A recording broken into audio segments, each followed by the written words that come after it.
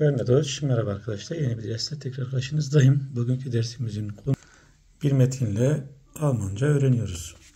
Metnimiz Die Bedeutung von Freizeit in unserem Leben.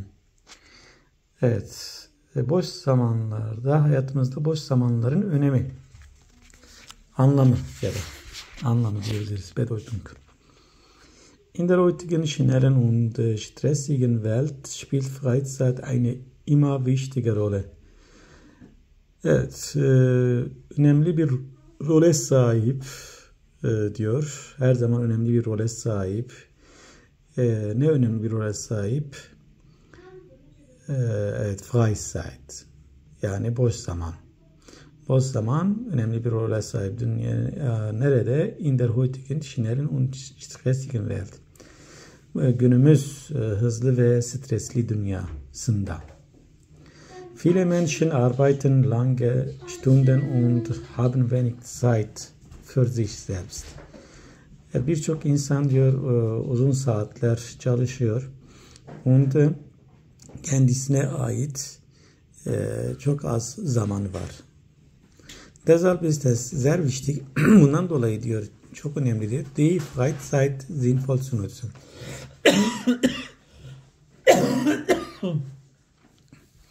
Evet, boş zamanları iyi bir şekilde kullanmak bu yüzden önemlidir diyor. Freizeit bedeutet nicht nur nicht zu tun. Ve Freizeit sadece değildir hiçbir şey yapmak, sondern auch Aktivitäten zu wählen. Aksine bilakis diyor sadece bu değil, aynı zamanda bilakis Aktivität seçmek, die Körper und Geist entspannen. Vücut ve ruh böylece rahatlar. Manche Menschen treiben Sport, bazı insanlar diyor spor yapar, andere lesen Bücher, bazıları kitap okur und oder treffen sich mit Freunden, solche Aktivitäten oder treffen sich mit Freunden ya da arkadaşlarıyla buluşurlar. Solche Aktivitäten helfen, bazı birkaç aktivite yardımcı olur, yardım eder, Stress abzubauen, stres atmaya und neue Energie zu denken ve yeni enerji depolamaya. Besonders in Großstädten ist es wichtig, özellikle diyor büyük şehirlerde önemlidir, sich regelmäßig Zeit für Hobbys zu nehmen. Düzenli saatlerde hobilerini yapmak.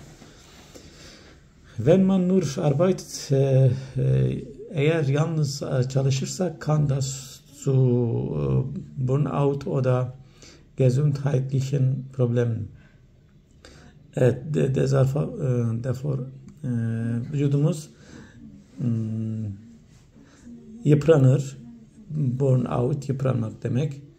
Eğer sadece çalışırsak vücudumuz yıpranır. O da gesundheitlichen Problem führen ya da sağlık problemleri yaşanır. Deshalb sollte jeder darauf achten. Bu nedenle herkes bu konuda darauf achten. Sollte jeder darauf achten, dikkat etmelidir, eine gute Balance zwischen Arbeit und Freizeit zu finden. Evet, iyi bir denge iş ve boş zamanlar arasında bulmalıdır, iyi bir denge kurmalıdır.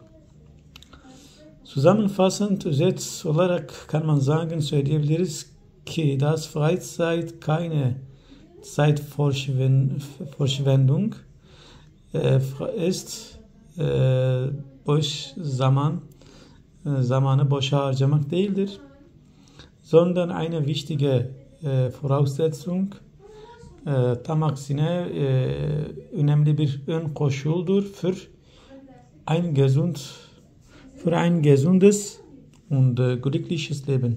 Sağlıklı ve mutlu bir hayat için bir ön koşuldur, Voraussetzung. Evet arkadaşlar, Bugünkü dersimiz bu şekildeydi. Tekstimizi okuduk ve yorumladık. Sizin için faydalı olmuştur. Eğer beğendiyseniz beğenme butonuna ve